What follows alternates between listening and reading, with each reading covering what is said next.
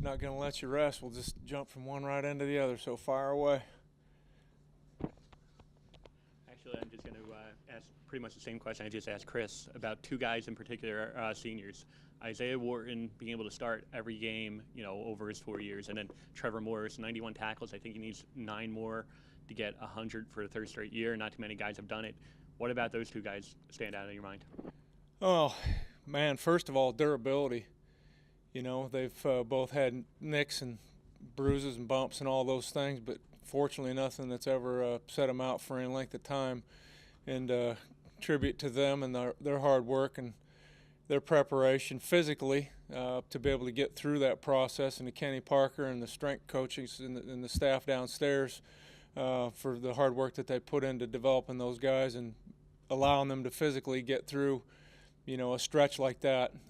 Isaiah's been an Iron Man. He's had a tremendous run and so dependable, such a great leader. It's just been a lot of fun to be around him and Trevor. Again, like you said, not many guys have been able to do what he's about to do, assuming he can finish the process, which we're fully expecting, and just can't say enough good things about his preparation, his hard work, and all the good things that he's done, and hopefully will continue to do over the course of these next two games. Really proud of those two guys and how hard they've worked at it, and hopefully we'll see them finish the process here over these next 2 weeks. Just a question about linebackers in general, but maybe Trevor specifically. As a coach, do you get frustrated with the perception some people have that just because a linebacker racks up a lot of tackles doesn't mean they're necessarily playing well, or it's kind of just the way it feeds the defense is kind of set up for them that way?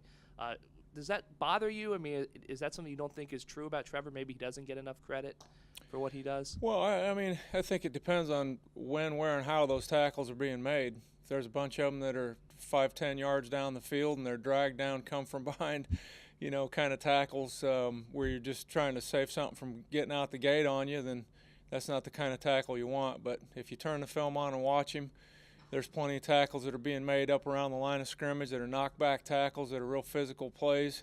And it's another thing.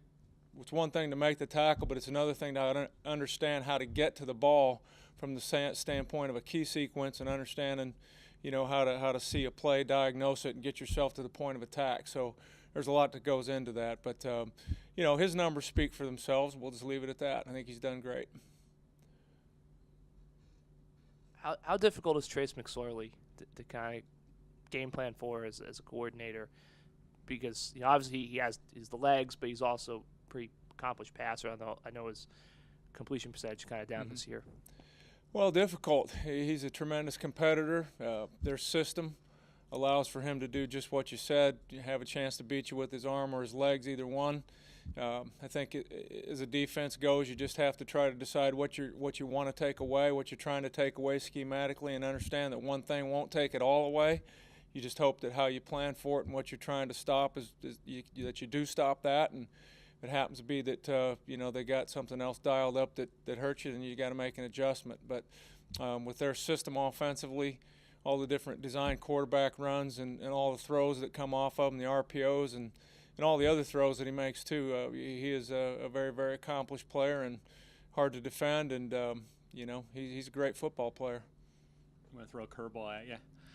You grew up in Iowa. Vivian Stringer, women's basketball coach, was at Iowa during the bulk of I guess your growing up. Right. I was wondering if you have any experiences following her just as a sports fan in general. You take anything from her just as a coach growing up and admire her today. Well, part of the time that she was coaching there, I was in the state, and then part of the time I wasn't. But I always kept track of everything that was going on from a sports standpoint within the state of Iowa, whether it was football, basketball, or whatever. But, certainly, to do what she's going to do and accomplish is just an amazing feat. Just for anybody to be able to go through a career like she has had and accomplish what she has done has been nothing short of amazing. And, it doesn't happen without her leadership and her guidance and her ability to recruit, her ability to coach, her ability to, hire and retain staff, all the things that go into it. It is truly amazing, and so yeah, I've watched it from afar more so than up close, just because hadn't ever really worked in the same university as her till we got to Rutgers, but very, very, you know, impressed with what she's done, and just really blown away by those numbers, because very, very few have done it. So really, really thankful to be here and be a part of that and see it happen.